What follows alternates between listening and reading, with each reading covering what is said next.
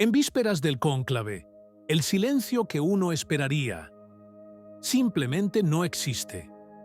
En su lugar, escándalos que han estallado en las últimas horas, documentos confidenciales que han aparecido de repente, acusaciones devastadoras que golpean a algunos de los candidatos más fuertes posibles. El voto que debería ser espiritual se anuncia en cambio como un juego político sin precedentes. Dentro de la Capilla Sixtina tendrá lugar mucho más que una elección. Quédate hasta el final. Todo católico debe saberlo. El cónclave comienza mañana, pero la Iglesia no se presenta unida ante el Espíritu Santo. Se presenta herida, desgarrada, a un paso del cisma. Lo dicen abiertamente dos voces que no se pueden ignorar: el cardenal Gerhard Müller y el filósofo católico Joseph Seifert.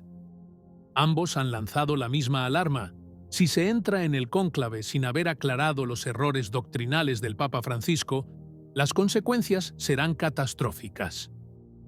Seifert incluso escribió una carta al cardenal Giovanni Battista Re, pidiéndole que examinara las derivas teológicas antes de la votación.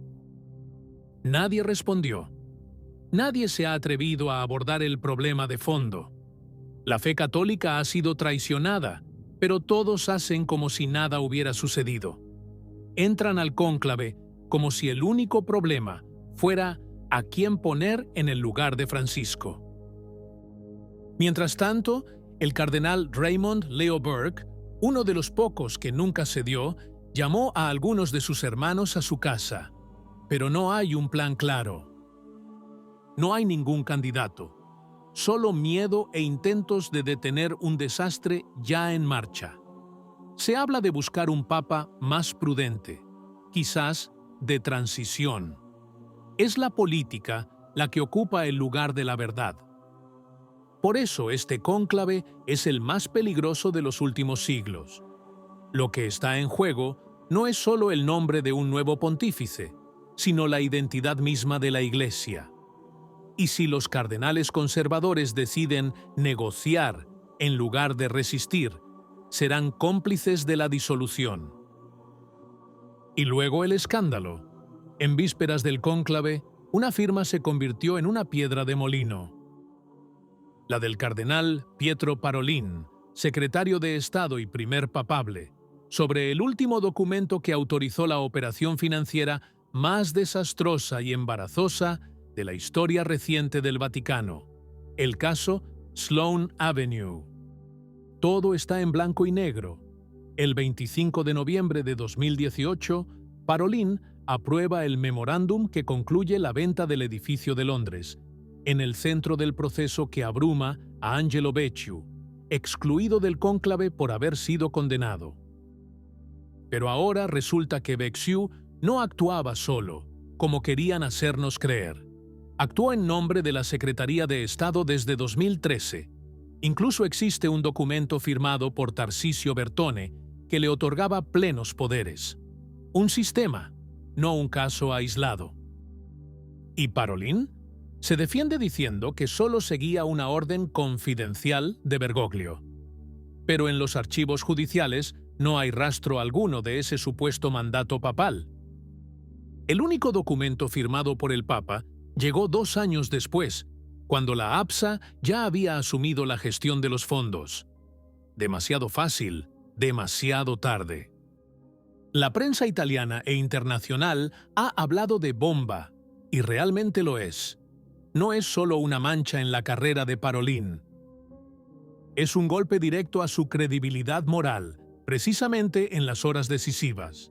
Según Il Tempo, fue esta revelación la que provocó que su popularidad se desplomara, pasando de ser el favorito con un estimado de 40 votos a ser un candidato tóxico. Un papabile involucrado en una oscura red de millones robados del óbolo de San Pedro, dinero para los pobres, que terminó en los circuitos especulativos de Londres, es hoy, siendo realistas, un candidato engorroso. Pero eso no significa que sus partidarios se rindan, porque en el Vaticano los que caen todavía pueden levantarse de nuevo, si tienen las palancas adecuadas. Y este es el riesgo. El cónclave que comienza mañana no es solo romano, es también pequinés. El pacto secreto entre el Vaticano y China, firmado en 2018 por Bergoglio y renovado en silencio hasta 2024, es la herida abierta que arde en los hombros de millones de católicos perseguidos. Quien lo denunció fue Mons, Carlo María Viganò, en una declaración muy dura. La Santa Sede, bajo el mando de Francisco, ha vendido a los fieles chinos al Partido Comunista a cambio de complicidad política, silencio internacional y, según el disidente Guo Wengui, $1.600 millones al año. El Vaticano nunca lo ha negado claramente, y el resultado está a la vista de todos. Obispos nombrados ilegalmente por el gobierno chino, arrestos, torturas, campos de reeducación. El caso más sensacional es el de Mons, Tadeusz Madakin, nombrado por Benedicto XVI y luego inmediatamente arrestado por negarse a unirse a la Iglesia Patriótica. En su lugar se sienta hoy en Shanghái Shen Bin, designado unilateralmente por Pekín y luego bendecido por Francisco. No es solo un colapso, es una mutación. El comunismo chino quiere una iglesia nacionalizada, ideológicamente alineada con el partido, y Bergoglio aceptó. Incluso permaneció en silencio cuando el cardenal Zen fue llevado a juicio. Dijo: "No tengo ganas de llamar a China antidemocrática. Es una omisión culpable, es una traición". Dos nombres centrales en esta política entrarán en el cónclave: Parolin, arquitecto del acuerdo, y Zhupi, vinculado a la comunidad de Sant'Egidio, entre los principales partidarios de la normalización con Pekín. Ambos son elegibles. Ambos llevan el sello de una iglesia sinizada, dispuesta a cambiar la fidelidad apostólica por la benevolencia de los regímenes. La prensa los acusa de ser emisarios de la China comunista. No es un insulto, es una pregunta legítima. En vísperas del cónclave, los insultos son solo el reflejo superficial de un conflicto subterráneo. Pero los nombres también hablan por sí solos. Parolin era el gran favorito, 40 votos estimados, una maquinaria diplomática detrás de él, apoyo chino. Pero la firma del acuerdo de Sloane Avenue lo quemó. Una mina que explotó en el momento perfecto, quizás demasiado perfecto para ser una coincidencia. Pero eso no significa que esté fuera. En el Vaticano te caes y te levantas en un instante. Luego está Luis Antonio Tagle, el Francisco asiático, un hombre dulce y popular, bastante progresista. Pero precisamente por eso, demasiado transparente, demasiado expuesto. Los conservadores quieren matarlo. Él también, como Parolin, sería un papa útil al sistema y, por tanto, no bienvenido para quienes todavía sueñan con un retorno a la tradición. El ala bergogliana también mira a Zhupi, quien, sin embargo, no logra convencer a todos.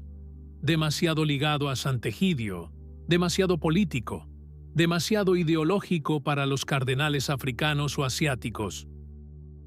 Es entonces cuando el fantasma del forastero se abre paso, como Wojtyla en 1978, como Bergoglio en 2013. Dos nombres surgen en los pasillos: Robert Prevost, estadounidense, exmisionero en Perú, moderado, con excelente equilibrio geopolítico. Y Peter Erdo, húngaro, cercano a los conservadores, pero no hostil al diálogo con los progresistas. Es el hombre puente que muchos buscan, alguien que no emocione, pero tampoco asuste, alguien que mantiene todo en pie, al menos por una ronda más. El problema es que, como dijo Marco Politi, el cónclave se ha convertido en una guerra civil eclesial.